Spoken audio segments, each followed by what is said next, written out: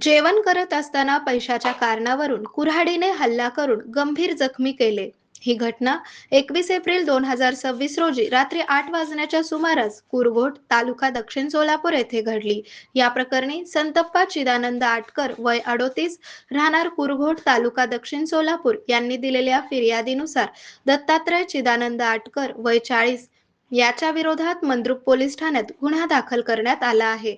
याबाबत माहिती अशी की मिळालेल्या माहितीनुसार 21 एप्रिल 2026 रोजी फिर्यादी हे कुरघोट येथील घरासमोरील अंगणात कुटुंबातील सर्वांसोबत जेवण करत बसले होते. याच वेळी भाऊ दत्तात्रय तेथे आला व पाण्याच्या नळासाठी खोदलेल्या खड्ड्याचे 1400 रुपये देण्याच्या कारणावरून त्याने त्याच्या हातातील कुऱ्हाडीने फिर्यादीच्या तोंडावर मारून जखमी केले.